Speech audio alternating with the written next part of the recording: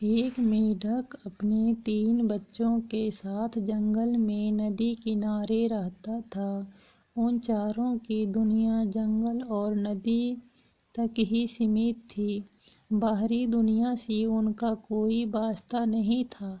खाते पीते बड़े आराम और मजे से उनका जीवन कट रहा था। मेढक हष्ट पुष्ट था। उसके बच्चों के लिए वह दुनिया सबसे विशालकाय जीव था। वह रोज उन्हें अपनी बहादुरी की किस्से सुनाता और उनकी प्रशंसा पाकर फूला नहीं समाता था। एक दिन मेढक के तीनों बच्चे घूमते घूमते जंगल के पास स्थित एक गांव में पहुंच गए।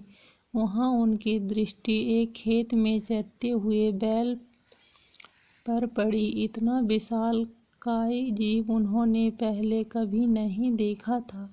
वे कुछ डरे, किंतु उसकी विशालकाया को देखते रहे। तभी बैल ने हुंकार भरी और मेढक के तीनों बच्चे डर के मारे उल्टे पांव भागते हुए अपने घर आ गए।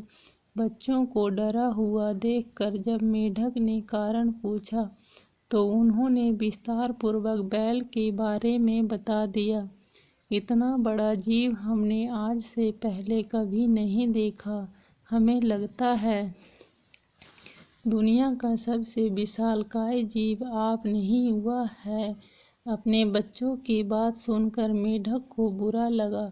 उसने पूछा, वह जीव दिखने में कैसा था? उसके 4 बड़े बड़े पैर थे, एक लंबी सी पूंछ थी, 2 नुकीले सींग थे। शरीर तो इतना बड़ा कि आपका शरीर उसके सामने कुछ भी नहीं, बच्चे बोले। यह सुनकर मेढक के अहंकार को जबरदस्त ठेस पहुंची। उसने जोर से सांस खींची और हवा भरकर अपना शरीर फुला लिया। फिर बच्चों से पूछा,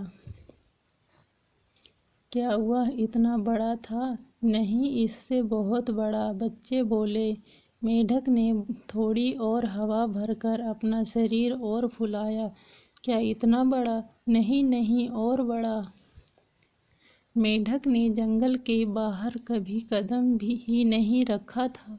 उसे बैल के आकार का अनुमान ही नहीं था, किंतु उसने मानो जिद पकड़ ली थी कि अपने बच्चों के सामने स्वयं को नीचा नहीं दिखाना है। वह जोर से सांस खींचकर ढेर सारी हवा अपने शरीर में भरने लगा। उसका छोटा सा शरीर गेंद के समान गोल हो गया, किंतु इतने पर भी वह नहीं रुका।